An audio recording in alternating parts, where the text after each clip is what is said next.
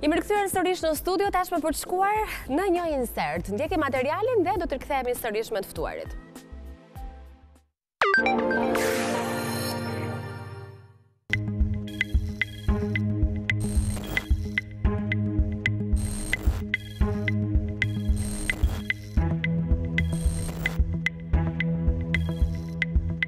Jo të gjithë ne mund të bëjmë gjëra të mëdha, por ne mund të bëjmë gjëra të vogla me dashuri të madhe.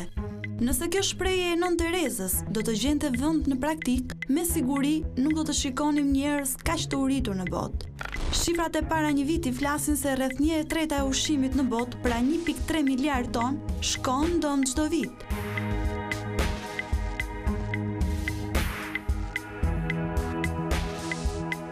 Ushqime me vlerë prej 750 miliard dollarësh i idhen poshtë, ndërkohë shumë njerëz vuajnë nga uria. Përveç ndotjes së madhe që shkakton hedhja e këtyre ushqimeve, shumë njerëz nuk do të detyroheshin të vdesnin nëse do të shfrytëzoheshin për ta. Hedhja ushqimeve bëhet kryesisht nga konsumatorët e pasur. Në Evropë, ekonomitë familjare janë përgjegjëse për më shumë se gjysmën e 88 milion tonëve ushqim të hedhura çdo vit. Në disa shtete, ligjvënësit kanë dhënë një ndihmë të madhe. Italia ka kaluar një ligj të ri për të bërë më të lehtë për supermarketet që të dhurojnë ushqime të padëshiruara. Ligji parashikon ndalimin e hedhjes së ushqimit në plera. Synimi i tij është që të inkurajohen njerëzit që ta marrin me vete ushqimin që u tepron kur hanë nëpër restorante, ndërsa ky ligj i detyron supermarketet që ta falin ushqimin e tepërt e të mos e hedhin në mbeturina. Në shkurt, Franca bë vend i parë që ndëshkonte dyqanet që hidhin artikujt ushqimore të mbeturinat, në vend që t'i falin ato njerëzve në nevojë. Ndërkohë, në botë ka aplikacione dhe faqe interneti ku bleherësit mund të blejnë ushqime ende jo të prishura me zbritje. Por në Shqipëri, çfarë ndodh? Përveç disa nismave të vogla, nuk ka një ligj që të ndalojë bizneset si supermarketet, restorantet apo tregtarët që të mos hedhin në plera ushqimin. Në shumë kronika, ne dëgjojmë tregtarë që ankohen se prodhimet e tyre nuk po shiten dhe që janë detyruar t'i hedhin poshtë, apo restorantet që flakin ushqimin e mbetur. Nga ana tjetër, po në këto kronika, shikojmë familje të varfra pafund që vuajnë nga keq ushqyerja. Në botë kanë filluar të marrin masa, po në Shqipëri, kur do t'i kushtohet rëndësi këtij fenomeni?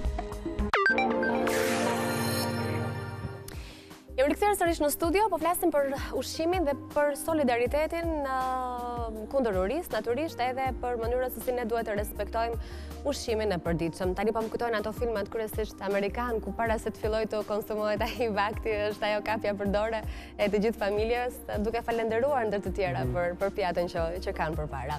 Ultian, materiali na përmendi edhe vendet ndryshme në botë, aty ku eksperiencat kanë treguar se ushqimi ka një vëmendje të madhe.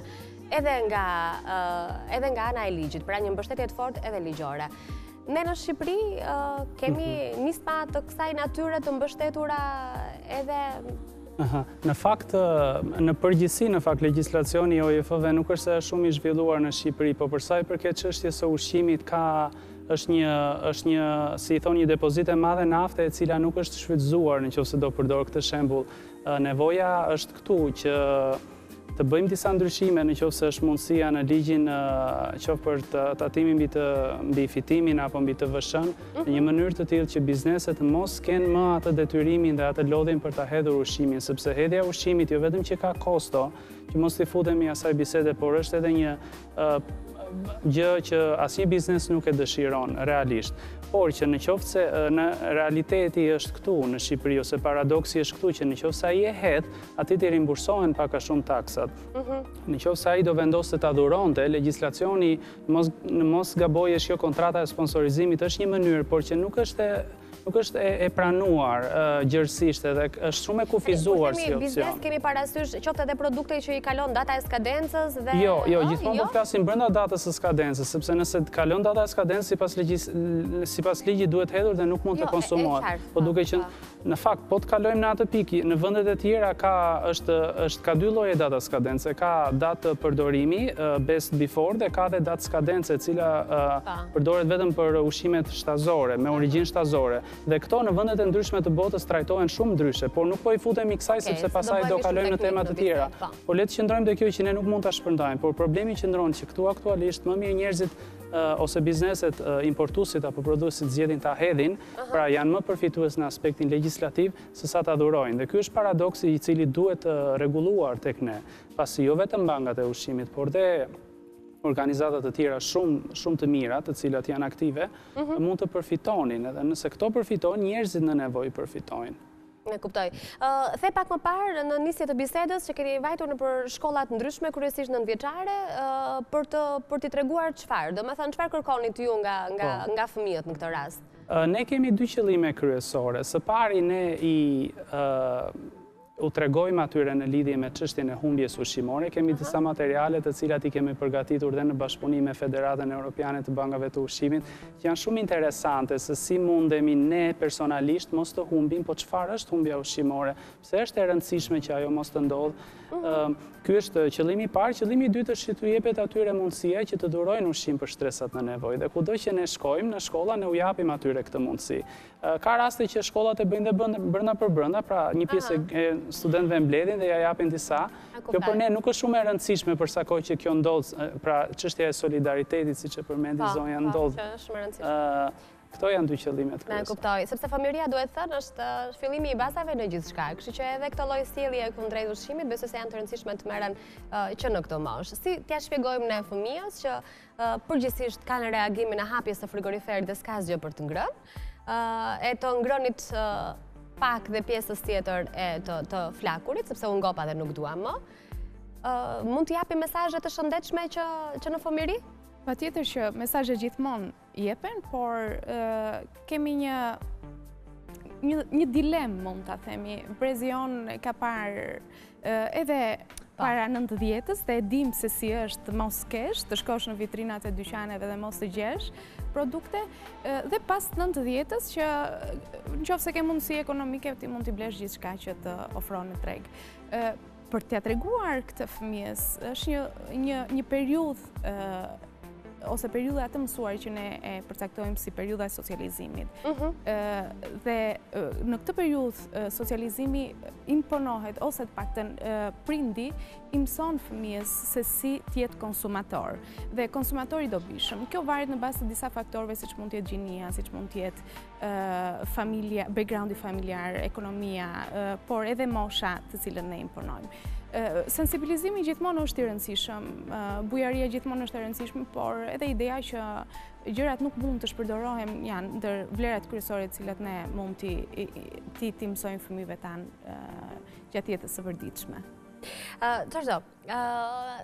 Pak më parë thej që në restorant nuk shpërdorohet, ose ndryshe bëhet maksimumi që mos bëhet maksimumi. Tani këtë maksimumin që ju sigurisht e bën në përmasa shumë të mëdha në një ambient kuzhine restoranti, ne mund ta minimizojmë dhe ta praktikojmë edhe duke qenë anvisa në shtëpi? Po, në shtëpi është pak më thjeshtë. Ka sekrete, domethënë?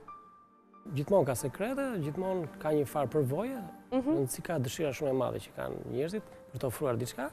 Në shtëpia është një organizëm shumë i vogël se restoranti dhe mund të menaxhohet më thjesht.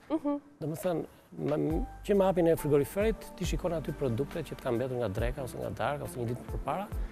Dhe këto mund të riciklosh në mënyrë shumë të thjeshtë. Një pjatë fasule, të flasim ka tepruar. Që shikon që nuk mund ta gjithmonë teprojnë. Nuk mund ta rihash. Gjithmonë ka 2-3 gatime, unë shkoj në shtëpinë time. Të nesërmen ka pilaf. Dhe asaj mund t'i bësh t'i zgjesh një pene për bri, pene me fagioli, që janë shumë italian dhe është domethënë një pjatë shumë e mirë. Mund ta bësh dhe me orizë, dhe një skatula me, të themi, me një që mund të kesh në dollap pak me një konservë tono që mund ta përzihesh, del përsëri një pjatë e mirë. Pavarësisht që disa njerëz snobojnë, duke thënë që nuk mund të ha përsëri të njëjtën gjë. Po është më mirë të hash atë pjatë që është me shishme, me sak, se sa një pjatë ose se një fast food që mund të hash në rrugë, që nuk diskutohet, që nuk të ofron asgjë. Kurse për njerëzit në nevojë, si mund të menaxhohet? Unë mbaj mend në shkollën time, pedagogu im më pyeti, unë isha jashtë shtetit, dhe më pyeti cilët menu keni ju shqiptarët. Domethënë çfarë ushqimesh keni si më delikate, më prekse. Mi thash, ne kemi menu ngopse dhe nuk kemi një menu, flasim për vitet shumë të shkuara. Dhe sot njerëzit nuk kanë nevojë për një menu fikse, kanë nevojë për më tepër për dashuri, ata s'kan nevojë për një menu të zgjedhur. Ne gjithmonë njerëzit po të duan të ofrojnë diçka, ofrojnë. Duhet të gjenden nyjet lidhëse, si gjithmonë që përsërita. Aty është... Duhet të ngrihet një infrastrukturë e dur, pse njerëzit gjithmonë kanë dëshirë që të falin. Dhe është dur që të vuajnë.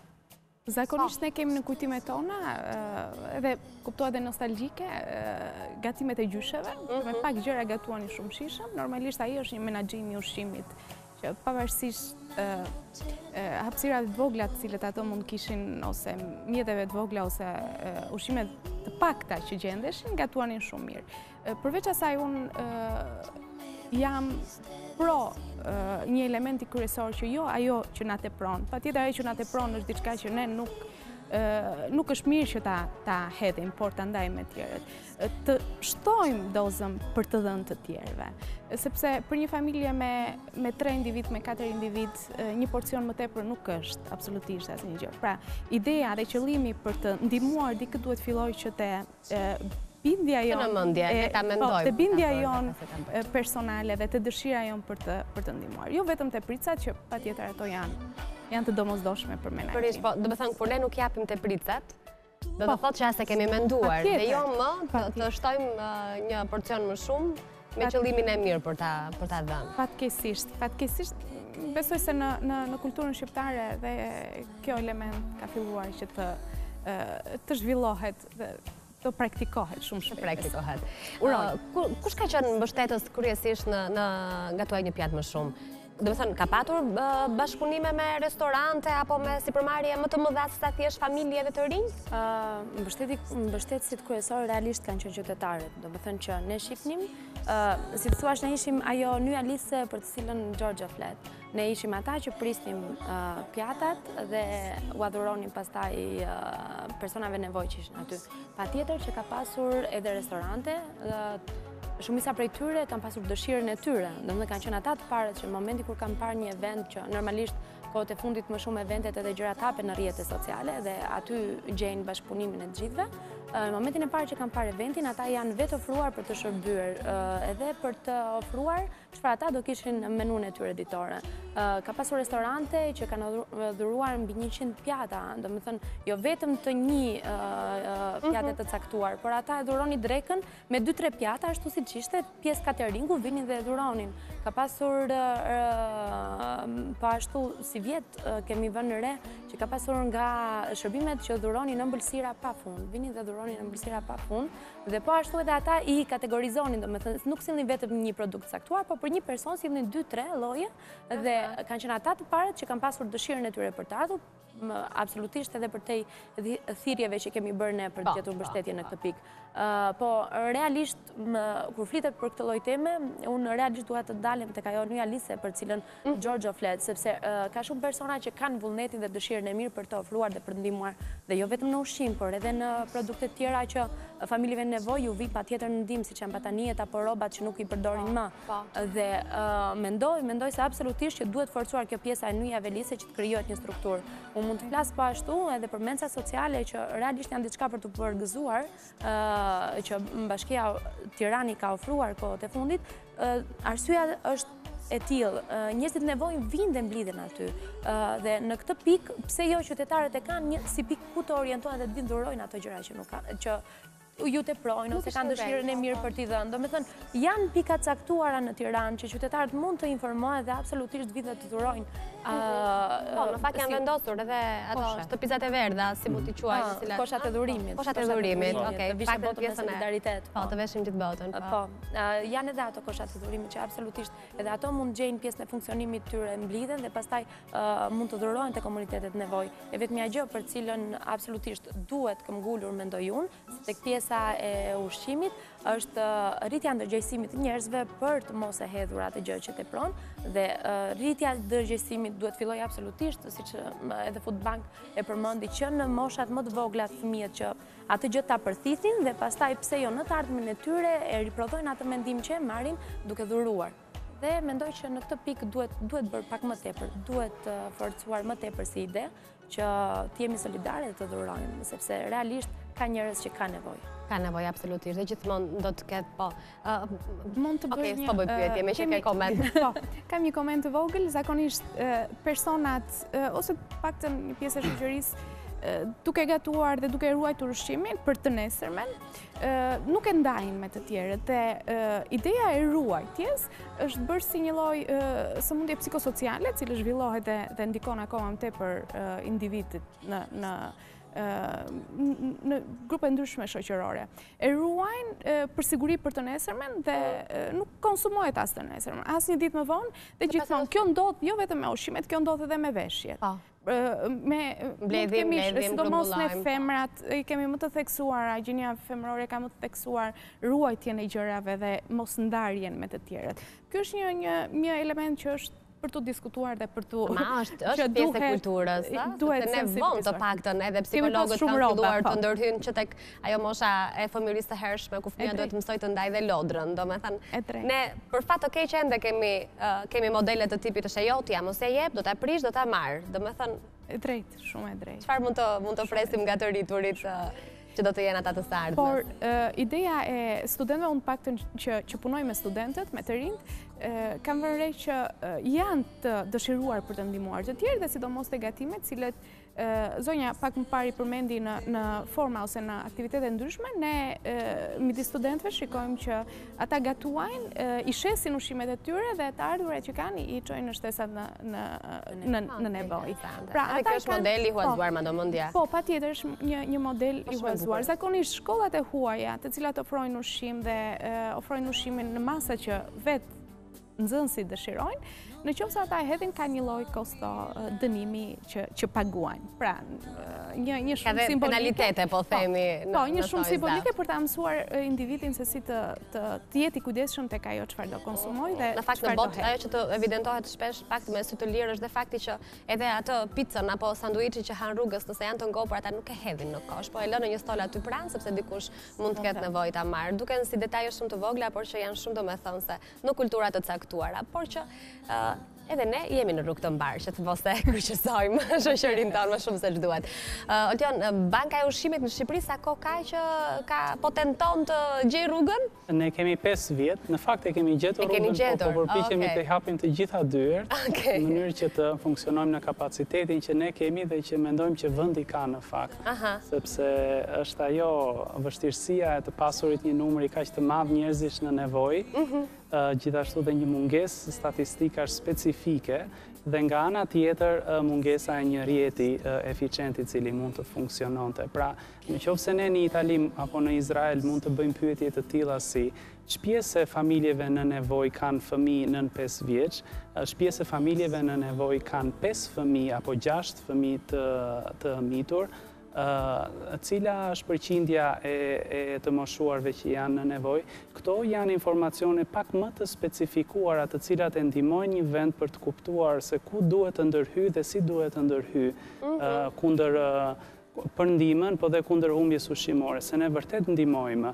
Ne ndihmojmë rreth 6 ose 7 ose ndoshta 8 kuzhina sociale aktualisht, pjesërisht edhe Bashkinë e Tiranës, por që nevoja është e madhe, por një vakt, si që zonja tha, kushton shumë pak. Më thënë që të gjesh këtë rrugë, si të punosh, është pak e vështirë. Edhe në këto 5 vite mund të them këtë gjë që ne kemi gjetur dyert hapura, por që nevojitet që organizatat të jenë më të mbështetura, po dhe nga ana tjetër të jenë më solidare me njëra tjetrën, se organizatat kanë dhe tendencën që të konkurojnë me njëra tjetrën për të njëjtin terren. Dhe kjo është pak e çuditshme në fakt, se nuk duhet të jetë kështu, por që realisht, organizatat janë duke bërë një punë shumë të mirë për gjetjen dhe për ndihmën e familjeve. Patjetër që shteti është shtet, ai është i pari, por edhe ne pas. Sigurisht. Ndërkohë, disa këshilla, meqense besoj është interesante të përmendim se si ne mund të respektojmë ushqimin që nga mënyra kur procesi i parë është ai të bërit pazarit, të servirurit në pjatë, besoj, jo më shumë se ç'duhet, i të kontrolluarit të datave skadencës, të përmendim disa nga këto detaje që ndoshta do të na shërbejnë të gjithëve. Në nivel familjar duhet që të jemi të pajisur gjithmonë me lista pazari apo me shënime në celular, sepse kjo na ndihmon shumë. Së dyti të jemi një element psikologjik, një mënyrë që ndihmon është blerja e pjatave pak më të vogla. Pjata më të vogla sjellin konsum më të vogël. Se është këshill dhe dietë kjo. Gjithashtu duhet që t'jemi të kujdesshëm me truket në një, jo të këqija, apo të marketeve, për shembull që produktet me ofertë janë gjithmonë përpara dhe janë në hyrje dhe janë në shumicë. Dhe është shumë më lehtë që të zgjedhësh një produkt në një mori produktesh, kur ai aq më tepër kur është me ofertë, se sa kur ke 3 teke. Pra, sipas psikologjisë, domethënë është kjo që ti do të jesh një pjesë e diçkaje më të madhe, edhe ka disa mini truke të vogla që na shtyjnë të blejmë gjithmonë më shumë, dhe këtu duhet jemi të kujdesshëm. Së dyti, gjatë të paktën nga eksperienca jonë është që në Shqipëri nuk kemi një zhvillim shumë të mënyrës të përdorimit të ngrirësit në frigorifer. Ne përdorim shumë frigoriferin, po jo shumë ngrirësin, më shumë e përdorim për mishin, nuk e di, ndoshta peshkun. Por në vendet të cilat janë pak më përpara, ti shikon që aty ke të gjitha gjellët në forma të ndryshme. Disa prej tyre janë me qese, domethënë që janë specifikisht për ushqim, disa janë me kutia. Ja, Gjorgja duhet i di besoj, me që ka dhe eksperiencë. Shumë interesante kjo. Ose perimet e ngrira. Perimet e ngrira, po, deri te bizelet jemi ne. Po, ka forma të kësaj natyre sigurisht që ushqimin mund ta ruajmë gjatë. Parimisht jam dakord me raforcin, por në dëshirën time është që njerëzit duhet konsumojnë, nuk duhet të kushtojnë kaq shumë. Domethënë, jemi në kapitalizëm, nuk mund të kthehemi përsëri në komunizëm, dhe çdo gjë ta racionojmë si në kohën e tollonit apo të e mira është që ne duhet të shpenzojmë sa më shumë dhe çdo gjë që ngelet ja u falim njerëzve në nevojë, se ka shumë vend për ti. Kjo është, për mua është më praktike. Por nëse të projnë, pa konsum nuk kemi zhvillim, kështu që kjo është parimi i kapitalizmit, dhe në kapitalizm jetojmë, nuk mund të kthehemi mbrapsht. Por që ka shumë njerëz që realisht janë në nevojë dhe s'do të mungojë ndihma. Kurse për pjesën se si menaxhojnë ushqimet, në ngrirje ose restorantet kanë industri të plotë, domethënë për t'i ruajtur këto gjëra, gjë që shumë e thjeshtë në shtëpitë tona, se edhe konsumi është shumë i pagët. Në restorante përdorin abatitor, sotovuoto, domethënë futen përdoren ngrirësit që janë aposafat për një produkt. Temperatura. Është ai freskuesi, ke frigorifer për verën e bardhë, për verën e kuqe, domethënë ke shumë dimensione që kushte që në shtëpi nuk i kemi dot, që duam të limitojmë në numër të produkteve që kemi. Këshilla më e mirë do ishte që të shpenzojmë sa më shumë dhe të falim sa më shumë. Dhe kështu do kemi gjithmonë, kështu thuhet. Kush jep gjithmonë të vjen të kthehet. Se vlerja atyre pjatëve shumë atyre pjatëve të vogla? Të vogla, të tjera, domethënë sikur na ngushton dhe na jep pak, na sjell pak, bëjmë pak më cingun në jetën tonë. Dhe atëherë dhe në falja do jetë pak më do jetë po kaq e vogël. Do jetë pak më vogël. Kaq e ke pjatën, kaq e ke racionin. Nuk na tepoj asgjë, nuk na tepoj. Alla fine nuk na tepoj asgjë. Plus që ne, por në fakt nëse i kthehemi këtyre teorive të supersticionit, ne e duam bollokun, kështu që ndaj edhe në festa, ngjarje të tilla, e duam tavolinën. Ka një dasëm teprojnë kaq shumë produkte saqë do të ketë një menaxhim shumë të mirë dhe ato gjëra mos pse fillon dasma numër 2 në disa restorante dhe të gjitha me një shpejtësi të rrufeshme hidhen në kosh. Sigur të kishte një menaxhim të kishte një këto që ja, të qëndra. Me një dashamirësi, edhe me misi private, personale, merr si duash me fjalë, po të krijojnë disa lidhje me ne. Ja, një formë mirë do të ishte ndoshta kjo, apo jo, një ide mirë me restorantet e 2-3 vullnetar që ti mblidhin ato ushqime, nuk ka asnjë humbje. Përkundrazi na lehtësojnë argjëm shumë plastik për t'i derë. Jo, në fakt, të mendosh ta shumë restorante ka, sikur të gjithë të kërkohej një paketim i vogël e ushqimeve çdo mbrëmje kur ka përfunduar dita. Nuk besoj se i kushton asgjë. Dhe një lidhje sinqert me biznesin, se edhe ne ndonjëherë shpesh mërzitemi, se na duket sikur na bjen në qafë shumë faktor të jashtëm dhe pastaj duket e tepërt edhe kjo. Dhe na duket sigur këta e kanë fajin, por këta realisht janë organizatat, janë njerëzit që vërtet duhen për krahun, duhen afruar. Megjithatë do të bëjmë më të mirë. Se në fund çdo gjë përfundon, domethënë e keqja përfundon tek njerëzit me nevojë, nuk përfundon pavarësisht marrëdhënieve që kemi njëri me tjetrin. Gjatë vitit nuk ka nisma të tjera, domethënë jo, ka. Okej, për nisma të tjera. Nisma që ne mund të përmendim, nisma të tjera ka qenë gjithmonë në lidhje me ushqimin e kam pyetje. Jo, po, edhe në lidhje me ushqimin, për shembull në momente të caktuara kur për shembull kanë ndodhur këto emergjencat, që njerëz në nevojë janë mbledhur gjithandej, gjithmonë kemi organizuar mblidhnim pako me ushqime, pako me ushqime, por ajo çfarë realisht bënim se nuk është vetëm pjesa e mbledhjes së pakos së ushqimit, është pjesa që ti një gjë që jep të shkosh ta përjetosh me personat që janë në nevojë. Dhe kështu që çfarë bënim? organizonim një drek, shkonim për shembull në një nga menca sociale dhe gatuanim ne për ata që ishin nevojë. Shkonim disa aktivistë, disa vullnetarë, ekovolis, domethënë siç ishte ngritje një thirrje të vogël dhe shkonim. Dhe këto realisht, nëse edhe qytetarët e gjejnë veten dhe vinë dhe afrohen në nisma të tilla, absolutisht që e kanë më të prekshme terrenin dhe për të ardhmen do të bëhen më tepër solidar kur ta shohin se realisht sa nevojë ka. Për atë vakt ushqimor që dikush e hedh pa problem, dikush tjetër strapacohet tërë ditë për ta fituar. Kështu që kjo është ideja, domethënë dhe për sa i përket nismave të tjera tek ushqimi janë këto. Nëse do flasim për ndihma, ka plot tjera që neve organizojmë. Duke filluar nga mbledhja e lodrave për fëmijët, nga veshjet për njerëzit. Dhe kjo ka qenë shumë e bukur e lodrave në fakt. Dhe gjithmonë tema kjo ka qenë që të jemi sa më pranë atyre që ka nevojë për gjëra të tilla, për mbështetje, për buzëqeshje, për dashuri. Kishe diçka për të shtuar, apo të iku Jo, kisha diçka për të shtuar në lidhje me dhurimin. Pak më parë po flisëm me kolegun që shoqëria shqiptare është ose dëshiron që të ndihmojë, por ndryshe nga shoqëritë e tjera është skeptike te individët cilët ndihmojnë. Të tjerët i japin dhe nuk e kanë atë dilemë se kujt po ja jap. Ndërsa ne shqiptarët duam të kemi një lloj sigurie, të cilën edhe individin që kemi përpara, përveç se të pranohet, të jetë kredibël, i besueshëm individit cilit, domethënë i besueshëm në nivelin e tij. Që do të thotë, një person të varfër duhet ta shikojmë që është i varfër që ta ndihmojmë. Se kjo ndodhe për çështje dhe kemi arsye edhe manipulimeve. Po pikërisht, pra kemi është postuar goxha edhe në këtë pjesë, kështu që as më kërkojmë një do të bindemi pse është i varfër. Ndaj edhe Xhoxha si ka gjithmonë me sy të mirë këto organizatat se Jo, absolutisht. Jo, edhe individët e përdorin organizatat zakonisht në Shqipëri është. Të ndihmosh është gjë e mirë, po duhet të dim ta ndihmojmë. Duhet të dim. Skepticizmi vjen nga kjo që nuk dim si përfundon dhe si organizohet. A shkon aty ku niset apo jo? Në fakt, tani të flasun për organizatat.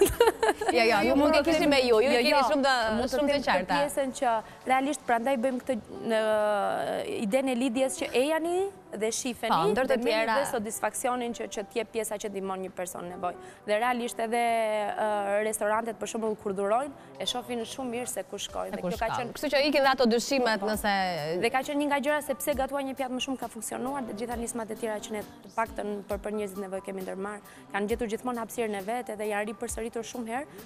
Në qoftë edhe nga kur vinte fundi i vitit, restorantet merrnin vetë në telefon e thoshin shko do realizoni se po presim. Dhe kjo ishte me të vërtetë diçka shumë e bukur. Kam përshtypjen që kemi përfunduar kohën apo jo?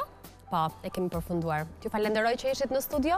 Ishte kënaqësi shumë ta ndaja këtë bisedë me ju. Shpresoj që të gjithëve na është ngacmuar pak mendja dhe dëshira për të bërë aq sa mundemi, qoftë dhe me një pjatë më shumë. Faleminderit që ishit këtu. Ju urojmë mbrëmje të bukur. Faleminderit. Ne do të shkojmë në një hapësirë publicitare me një falënderim për New Generation, qendra multifunksionale. Do të kthehemi prapë.